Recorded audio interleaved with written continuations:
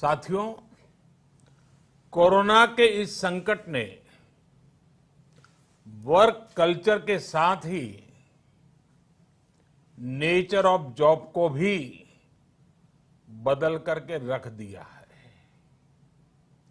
और बदलती हुई नित्य नूतन टेक्नोलॉजी ने भी उस पर प्रभाव पैदा किया है। नए वर्क कल्चर और नए नेचर ऑफ जॉब को देखते हुए हमारे युवा नई नई स्किल्स को तेजी से अपना रहे हैं। वैसे साथियों, कई लोग मुझसे पूछते हैं कि आज के दौर में बिजनेस और बाजार इतनी तेजी से बदलते हैं कि समझ ही नहीं आता रिलेवेंट कैसे रहा जाए। कोरोना के इस समय में तो ये सवाल और भी अहम हो गया है। साथियों, मैं इसका एक ही जवाब देता हूं। रिलेवेंट रहने का मंत्र है स्किल, रीस्किल और अपस्किल। स्किल का अर्थ है आप कोई नया हुनर सीखें। जैसे कि आपने लकड़ी के एक टुकड़े से कुर्सी बनाना सीखा तो आपका हुनर हुआ। आपने लकड़ी के उस टुकड़े की कीमत भी बढ़ा दी, वैल्यू एडिशन किया, लेकिन ये कीमत बनी रहे इसके लिए नई डिजाइन, नई स्टाइल, यानी रोज कुछ नया जोड़ना पड़ता है। उसके लिए नया सीखते रहना पड़ता है और कुछ नया सीखते रहने का मतलब ही है रीस्किल। और हमारी जो स्किल है उसका और विस्तार करना।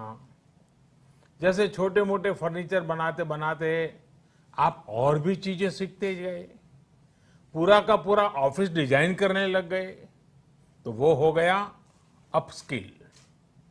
स्किल, रीस्किल और अपस्किल का ये मंत्र जानना, समझना और उसका पालन करना हम सभी के जीवन में बहुत महत्वपूर्ण है।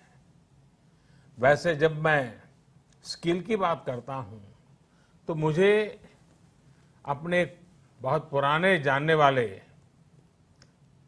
हमेशा याद आते हैं। मेरा सीधा परिचय तो नहीं था, लेकिन हमारे एक जानने वाले सज्जन बताते रहते थे। वो उनके किसी परिचित के विषय में बताते थे कि वो ज्यादा पढ़े लिखे तो नहीं थे, लेकिन उनकी हैंडराइटिंग बहुत अच्छी थी। समय के साथ उन्होंने अपने हैंडराइटिंग में और भी नए स्टाइल जोड़ दिए, यानी खुद को रीस्किल किया। उनकी ये स्किल देखकर लोग खुद उनके पास पहुंचने लगे। लोग उनसे कहते थे कि हमारे यहाँ स्पेशल ओकेजन है तो इनविटेशन कार्ड पर नाम वगैरह लिखने का काम आप कीजिए।